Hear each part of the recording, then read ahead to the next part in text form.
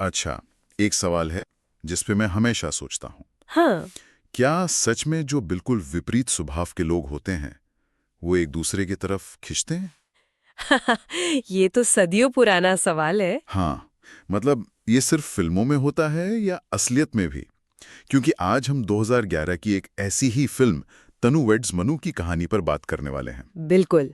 और ये फिल्म इस सवाल को बहुत ही मजेदार तरीके से दिखाती है। तो आज हम इसी कहानी की परतों को खोलेंगे। और ये फिल्म सिर्फ एक लव स्टोरी नहीं है, ये एक तरह से दो दुनियाओं का टकराना है। दो दुनियाओं का कैसे? एक तरफ है लंदन के शरीफ शांत डॉक्टर साहब मनु, हाँ, और दूसरी तरफ है कानपुर की बिंदास बागी और किसी की ना सुनने वाली तनु। तो आज हम ये समझने की कोशिश करेंगे कि ये दो बिल्कुल अलग लोग आखिर एक दूसरे के प्यार में कैसे और क्यों पड़ते हैं। सही। मतलब ये फिल्म एक पारंपरिक अरेंज मैरिज के सीन से शुरू होती है, पर एक बहुत ही मॉडर्न लव स्टोरी बन जाती है। वही तो इसका जादू है। तो चलिए शुरुआत करते हैं उस पहली बड़ी अजीब मुलाकात से। हाँ, कानपुर में। हाँ, मनु अपने परिवार के साथ तनु को देखने आते हैं। माहौल बिल्कुल वैसा ही है जैसा होता है, एकदम टिपिकल मेहमान नवाजी, हंसी मजाक। लेकिन फिर जो होता है वो बिल्कुल टिपिकल नहीं है। तनु को जब लाया जाता है तो वो बेहोश है। हाँ, और बहाना क्या दिया जाता है? बच्ची को बुखार था, दवा खा के सो गई। कमाल का सीन है वो। ये पहली मिनट में बता देता है कि ये कोई सीधी सादी कहानी नहीं होने वाली। सही। तनु कोई शर्माने वाली, ट्रे में चाय लाने वाली लड़की नहीं है। वो सिस्टम से लड़ रही है, भले ही उसका तरीका नींद की गोली खाना हो। हाँ। लेकिन यहाँ सबसे हैरान करने वाली बात तो मनु का रिएक्शन है। बिल्कुल। वो उसे उस हालत में देखता है, एक शब्द बात नहीं करता और फैसला कर लेता है, मुझे लड़की पसंद है। ये क्या था? मतलब पहली नजर का प्यार? मुझे लगता है ये सादगी पर मोहित होना था। अच्छा। देखिए, तनु की दुनिया बहुत दिखावटी और शोर शराबे वाली है। उस शोर के बीच मनु को शायद उसका वो बेहोश शांत चेहरा असली लगा। ये एक दिलचस्प पॉइंट है। उसे शायद उस चेहरे में एक मासूमियत दिखी जो शायद तनु खुद भी भूल चुकी थी।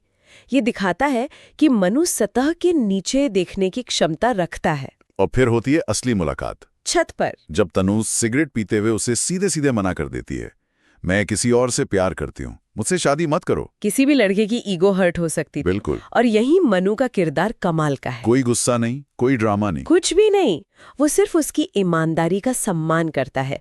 उसका जवाब, आपको किसी और से प्यार है तो मैं आपका दुख नहीं बढ़ाऊंगा, ये एक लाइन ही उसके पूरे कैरेक्टर को बयां कर देती है। सही। और यहीं से फिल्म एक बड़ा सवाल उठाती है, क्या रिश्तों में सम्मान जुनून से ज्यादा जरूरी है? मनु का किरदार इसी सम्मान का प्रतीक। लेकिन क्या ये थोड़ा अवास्तविक नहीं लगता? मेरा मतलब, असल जिंदगी में कोई इतनी बेइज्जती के बाद इतनी शांति से कैसे? शायद इसीलिए वो किरदार इतना यादगार है। वो आइडियल मैन नहीं है, पर वो एक सभ्य इंसान है। हाँ, ये बात तो है। वो अपनी मर्दानगी चिल्लाकर नहीं दिखाता, अपनी खामोशी से दिखाता है। और उसकी यही खामोशी तनु को पहली बार सोचने पर मजबूर करती है। सही बात है। तो कहानी आगे बढ़ती है। मनु लंदन लौट जाता है। हाँ, और तनु को भूल नहीं पाता। फिर कुछ महीने बाद कहानी पहुंचती है पंजाब, एक दोस्त की शादी में। हाँ, मनु का दोस्त पप्पी जी उसे बुलाता है। और यहाँ माहौल बिल्कुल बदला हुआ है। कोई परिवार का दबाव नहीं, कोई शादी की फॉर्मेलिटी नहीं, बस एक पंजाबी शादी का पागलपन है। और इसी पागलपन के बीच तनु को मनु का वो शांत स्वभाव एक एंकर की तरह लगने लगता है। हाँ, इस बार वो उसमें दिलचस्पी लेती है। उसे छेड़ती है, उसे बोरिंग कहती है, तुम लंदन वाले बड़े बोरिंग हो। लेकिन साथ ही वो उसी बोरिंग इंसान को अपने दिल की हर बात बता रही है। हाँ, अपने बॉयफ्रेंड राजा के बारे में, अपने झगड़ों के बारे में। ऐसा क्यों? क्योंकि उसे पता है कि मनु उसे जज नहीं करेगा। वो एक सेफ स्पेस बन जाता है। अच्छा। राजा के साथ उसका रिश्ता जुनून और अधिकार जताने वाला है, जबकि मनु के साथ उसे एक सुकून मिलता है। और वो एक सीन है ना जब वो नशे में होती है। हाँ, और मनु उसे बिना कोई फायदा उठाए उसके कमरे तक छोड़कर आता है। वो तनु के लिए एक बहुत बड़ा पल है। बिल्कुल। उसे पहली बार एहसास होता है भी शराफत और बोरियत में फर्क होता है। और इसमें पप्पी जी का भी बड़ा हाथ है। पप्पी जी, वो तो फिल्म की जान है। वो सिर्फ कॉमिक रिलीफ नहीं है, वो मनु का सपोर्ट सिस्टम है। और एक तरह से ऑडियंस की आवाज भी। वो लगातार मनु को पुश करता रहता है। तो अभी तक कहानी तनु और मनु की थी, लेकिन अब एंट्री होती है राजा अवस्थी की। हाँ, कहानी का तीसरा अहम किरदार जिमी शेरगिल। और वो बॉलीवुड के उस क्लासिक छोटे शहर के दबंग वाले किरदार में एकदम फिट बैठते हैं। बिल्कुल। राजा का किरदार मनु के बिल्कुल विपरीत है। कैसे? जहां मनु की ताकत उसकी खामोशी में है, वहीं राजा अपनी ताकत चिल्लाकर और हक जताकर दिखाता है। हाँ, वो धमकी वाला सीन, तनु मेरी है, दूर रहना उससे। वही, ये डायलॉग ही सब कुछ कह देता है। उसका प्यार पाने के बारे में है, होने के बारे में नहीं। लेकिन तनु शुरू में तो उसी की तरफ आकर्षित थी। हाँ, क्योंकि राजा की पर्सनालिटी में एक रोमांस है, एक खतरा है, जो शायद तनु जैसी बागी लड़की को अपनी तरफ खींचता है। बिल्कुल, वो प्रिडिक्टेबल नहीं है। लेकिन फिल्म धीरे धीरे दिखाती है कि जो चीज शुरू में रोमांचक लगती है, वो लंबे समय में थका देने वाली भी हो सकती है। हाँ, घुटन भरी भी। मनु की बोरिंग जिंदगी में जो सुकून है, वो राजा के रोमांच में नहीं है। और फिर एक शाम मनु हिम्मत करके अपने दिल की बात कहता है, तनु जी, मैं आपको भूल नहीं पाया। और तनु उससे फिर मना कर देती है। वो कहती है कि वो राजा से शादी कर रहे हैं। और मनु वो चुपचाप चला जाता है। मुझे लगता है मनु का चले जाना ही कहानी का सबसे बड़ा टर्निंग पॉइंट है। बिल्कुल, उसके जाने से एक खालीपन पैदा होता है। जब तक मनु वहां था, तनु के पास एक ऑप्शन था, एक सेफ्टी नेट। लेकिन उसके जाते ही तनु को सिर्फ राजा की दुनिया का सामना करना पड़ता है। और उसे एहसास होता है कि ये वो दुनिया नहीं है जिसमें वो रहना चाहती है। सही कहा। और तब उसकी दोस्त पायल उसे आईना दिखाती है। हाँ, वो कहती है, तनु तू पागल है क्या? ऐसे लड़के मिलते नहीं आजकल। ये लाइन इतनी जरूरी इसलिए है क्योंकि ये तनु के कंफ्यूजन को तोड़ती है। अच्छा। पायल एक प्रैक्टिकल लड़की है और वो तनु को वो सच बोलती है जो शायद तनु खुद से नहीं कह पा रही थी। हाँ।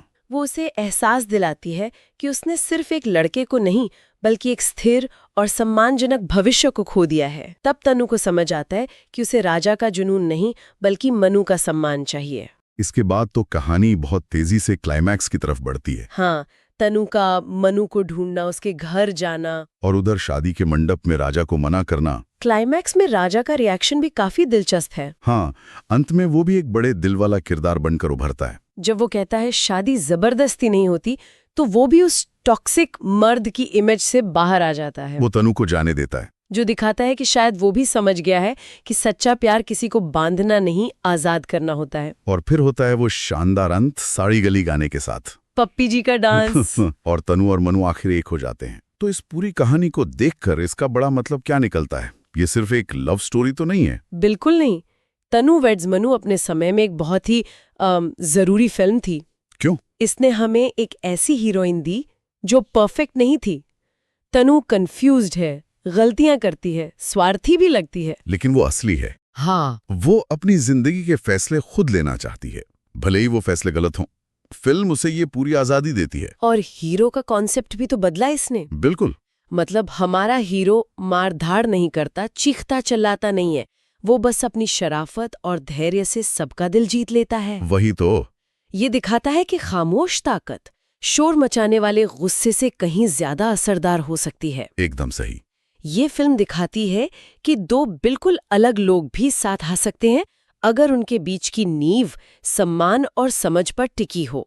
उनका रिश्ता जुनून की आग पर नहीं, बल्कि एक दूसरे को वैसे ही स्वीकार करने पर बना है जैसे वो हैं। मनु ने कभी तनु को बदलने की कोशिश नहीं की, और शायद इसीलिए अंत में तनु खुद उसके लिए बदल गई। तो कुल मिलाकर ये फिल्म एक पारंपरिक सेटअप में एक बहुत ही प्रगतिशील कहानी दिखती है। हाँ, ये अरेंज मैरिज को खारिज नहीं करती, बल्कि दिखाती है कि उस ढांचे के भीतर भी पसंद और प्यार की गुंजाइश हो सकती है। और ये एक जरूरी सवाल भी खड़ा करती है जिस पर सोचने की जरूरत है। क्या?